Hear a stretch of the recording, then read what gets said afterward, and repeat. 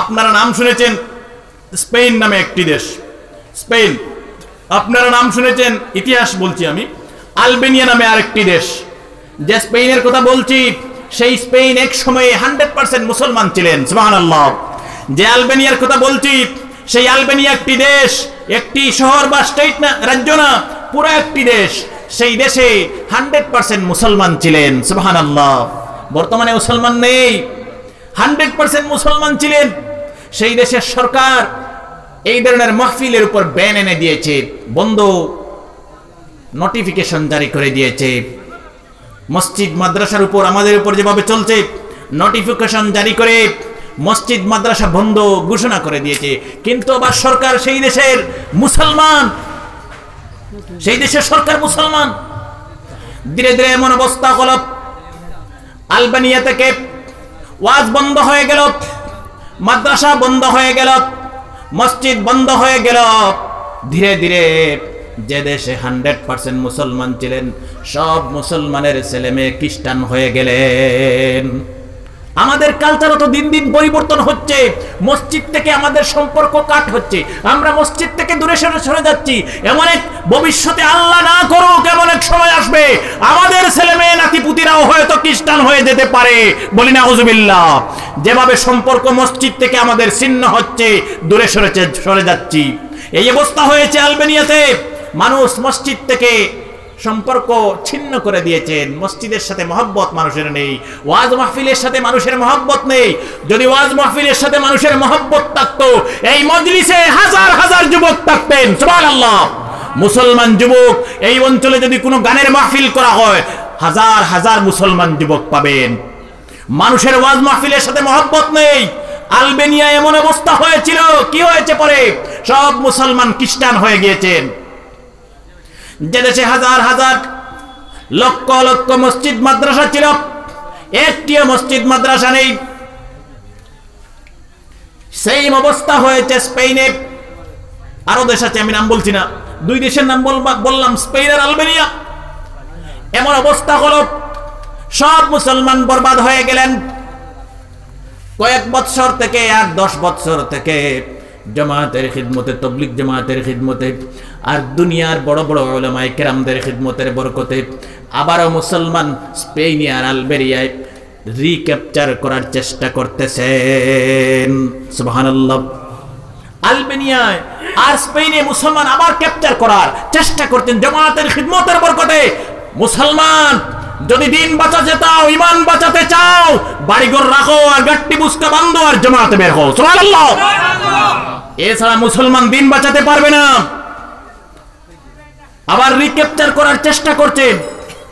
2002 ইংরেজিতে বুঝার চেষ্টা করেন। 2002 ইংরেজিতে দিল্লি থেকে, ভারতবর্ষের দিল্লি থেকে এক দল জামাত, 18 জন মানুষ, জামাতের সাথী মানুষ, সব বড় বড় উলামায়ে কেরাম আলবেনিয়ায় যাওয়ার জন্য ভিসা অ্যাপ্লাই করেছেন। সব উলামায়ে কেরাম, বড় বড়, আমার মতো ছোট্টখাটো উলামায়ে কেরাম না, বড় বড় উলামায়ে কেরাম আলবেনিয়ায় জামাত নিয়ে, দিনের খিদমতের উদ্দেশ্যে নিয়ে ভিসা অ্যাপ্লাই করলেন, সুবহানাল্লাহ। কিন্তু সেই দেশের সরকার, আমি অনেক আগের কথা বলছি না, মাত্র 2002 ইংরেজির কথা বলছি। সেই দেশের সরকার, আলবেনিয়ার সরকার, যখন তারা ওটারে সার্চ করলো কি জন্য ভারতের মানুষ আমার দেশে আসতে চায়, দেখলো তারা দিনের খিদমত নিয়ে আলবেনিয়ার মাটিতে আসতে চায়। সঙ্গে সঙ্গে সেই দেশের সরকার ভারতের জামাতের মানুষের ভিসা ক্যান্সেল করে দিয়েছে। যখন দেখেছে তারা দিনের খিদমত নিয়ে জামাতের মানুষ আসতেছে, সঙ্গে সঙ্গে এই ভারতের উলামায়ে কেরাম একদল 18 জনের মানুষ জামাত, ভিসা ক্যান্সেল। আবার একটু হিকমত করে, যেহেতু আল্লাহ পাক বলেছেন উদউ ইলা সাবিলি রাব্বিকা বিল হিকমা, মানুষকে আমার দিকে ডাকো, ভয় দেখিয়ে না, জোর জবরদস্তি করে না, মানুষকে টেকনিক দিয়ে, হিকমত করে, সুন্দর সুন্দর কথা বলে মানুষকে আমার দিকে ডাকো, নামাজের দিকে ডাকো। আল্লাহর দিকে ডাকতে সুন্দর সুন্দর কথা দিয়ে আল্লাহ পাক বলেছেন। হিকমত করে জামাতের মানুষ, এই জামাতের আমির সাহেব, মাওলানা, বুজুর্গ মানুষ, আল্লাহওয়ালা মানুষ, হিকমত করে আবার ভিসা অ্যাপ্লাই করলেন। ট্রাভেলিংয়ে যাবেন বলে এই উদ্দেশ্য করে ভিসা অ্যাপ্লাই করেছেন, সঙ্গে সঙ্গে সেই দেশের সরকার গ্রহণ করেছে। সুবহানাল্লাহ। এবার আর ভিসা ক্যান্সেল করে নাই, ভিসা অ্যাকসেপ্ট করেছে। এই জামাতের 18 জনের উলামায়ে কেরামদের ভিসা সেই দেশের সরকার অ্যাকসেপ্ট করেছে।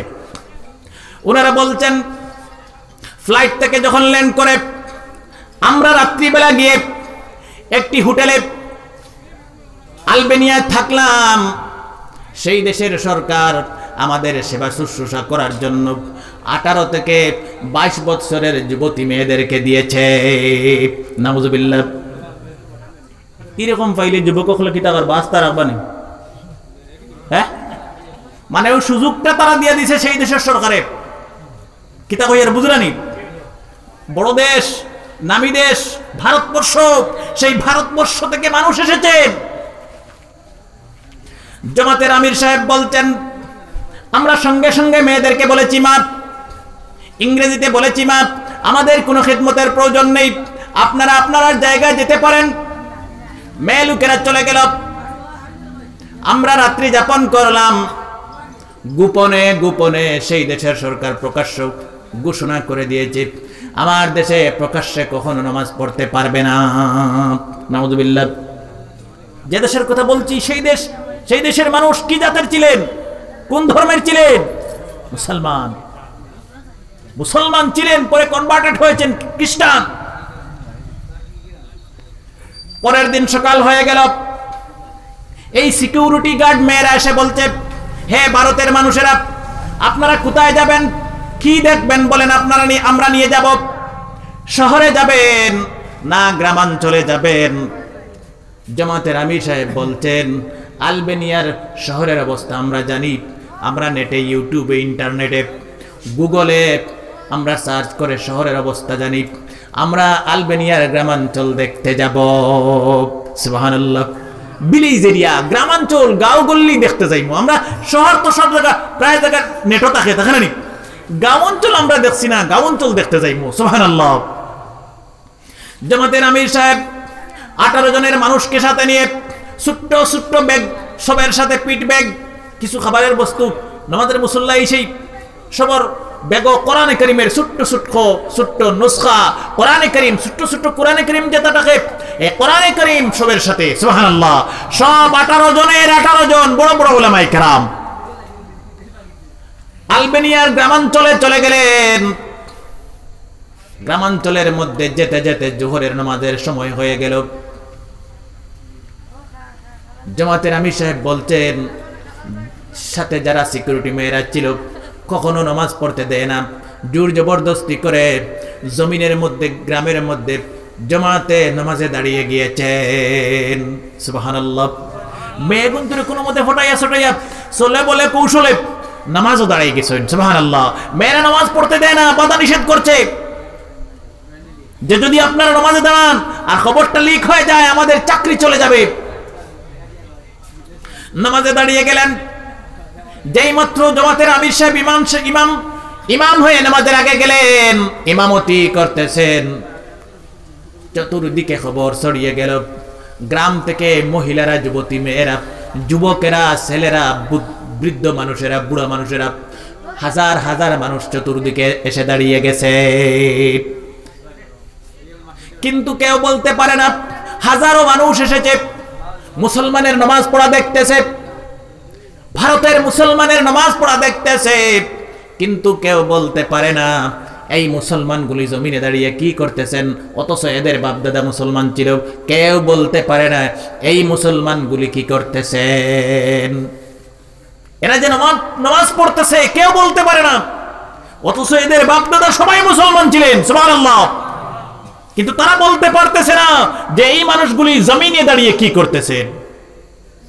একজন বৃদ্ধ মানুষ হাতে লাঠিতে ভর করে দাঁড়িয়ে সামনে ধীরে ধীরে আসলেন, এসে কেঁদে কেঁদে বলতেন তোমরা জানো না তোমাদের বাপ দাদা মুসলমান ছিলেন, এরা মুসলমান মানুষ জমিনে দাঁড়িয়ে, আমিও মুসলমান ছিলাম, এরা জমিনে দাঁড়িয়ে আল্লাহ পাকের পবিত্র নামাজ পড়তেছে। এই বলে বৃদ্ধ মানুষ কাঁদতে কাঁদতে মাটিতে বসে গেলেন। নামাজ পড়া শেষ হয়ে গেল। এই বৃদ্ধ মানুষ তার বাসায় তাদের মানুষকে উদ্দেশ্য করে বলছেন, তোমরা জানো না আমরা সবাই মুসলমান, আমাদের পিতামাতা বাপদাদা মুসলমান, আমাদের একটি ধর্মগ্রন্থ আছে যে ধর্মগ্রন্থের নাম হলো কোরআনে কারীম। সুবহানাল্লাহ। একজন 8-10 বছরের যুবক ছেলে, শিশু ছেলে, ছোট্ট ছেলে কেঁদে কেঁদে বলছে, দাদাজি কোরআনে কারীমটা যদি জীবনে একটি বার দেখতাম, বুকে নিতাম, চুমা দিতাম, আমার মনটা জড়িয়ে যেত। বৃদ্ধ মানুষ জামাতের আমির সাহেবকে বলছেন, হযরত আপনার সাথে কি আমাদের ধর্মগ্রন্থ কোরআনে কারীমের নুসখা আছে? হযরত বলতেন, হ্যাঁ আমার ব্যাগে আছে। ব্যাগ থেকে চেইন টান দিয়ে খুলে এই কোরআনে কারীমের ছোট্ট নুসখা বের করে দিলেন।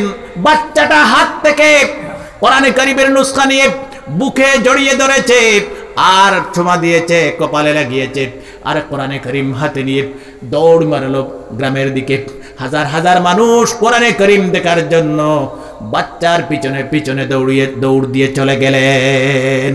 কোরআনে কারীম পর্যন্ত কি বস্তু তারা জানে না, বুঝে না, চিনে না, জীবনে দেখে নাই।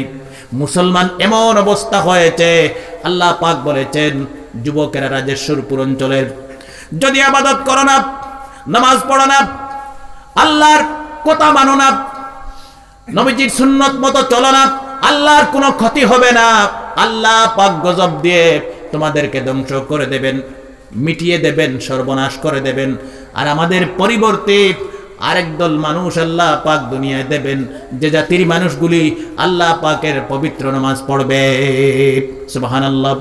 সুতরাং আমল করতে হবে, আমল ছাড়া কোনো কিছু হবে না। আমার যুবক ভাইয়েরা, আমি বিশেষ করে অনেক কথা বলেছি, মনে কষ্ট পাবেন না, আমি কষ্ট দেওয়ার জন্য বলছি না, আমি শুধু হক কথা বোঝানোর জন্য বলছি।